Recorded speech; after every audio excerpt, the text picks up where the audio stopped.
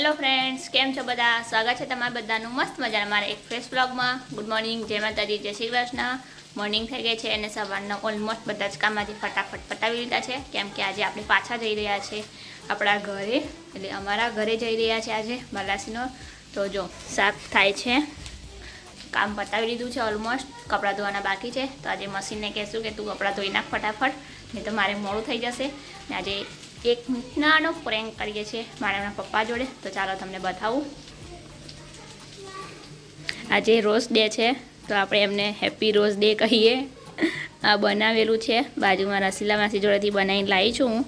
અને આપણી જો ઓરિજિનલ બી છે, આ ઓરિજિનલ છે, આ ડુપ્લિકેટ છે. જોઈએ એમના રિએક્શન કેવા આવે છે. હા ચાલો તો જઈએ ઉપર.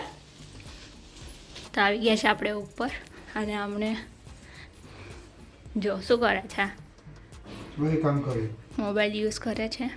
હા બરાબર. Happy rose day. આજે નહીં ખબર, મને બનાવ્યું જોરદાર છે બાકી.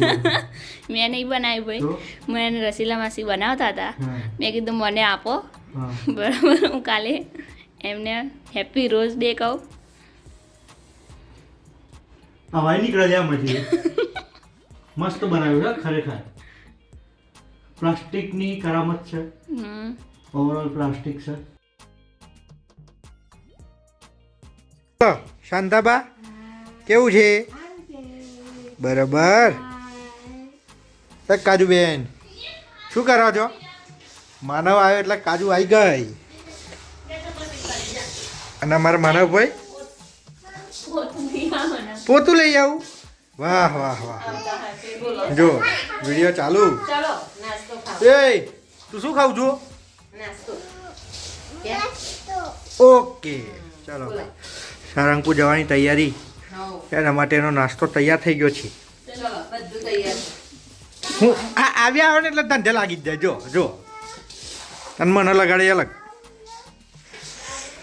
બોલો તબિયત પાણી? હા હા નાસ્તો કરી દઈએ. બરાબર. રોંગ નંબર લાગે છે.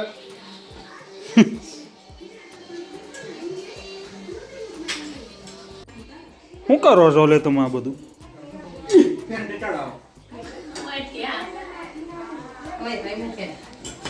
એકદમ મઠ્યા. અમે બધી પબ્લિકને કહ્યું છે, તું પૂછે ના પ્રશ્ન. એવું છે એમ? બરાબર. યસ.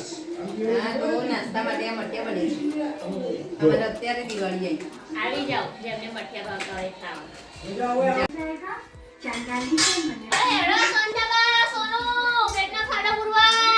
પોકાર પડ્યો પોકાર.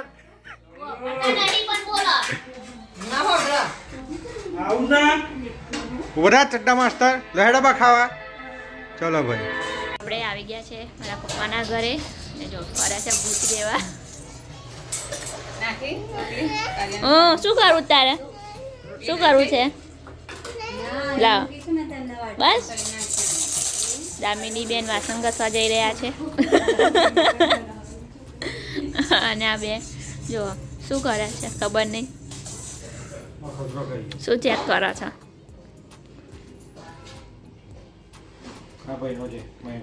હા હા હા કાલે સારંગપુર જવાનું છે, બરાબર. એટલા માટે લીધો છે. આપણે હનુમાન દાદાનું શૂટિંગ કરવા માટે. બરાબર. ચાલો ચાલો, ગાડી રેડી કરી દીધી છે આપણે, ને ગાડીમાં સામાન પણ ભરાઈ ગયો છે.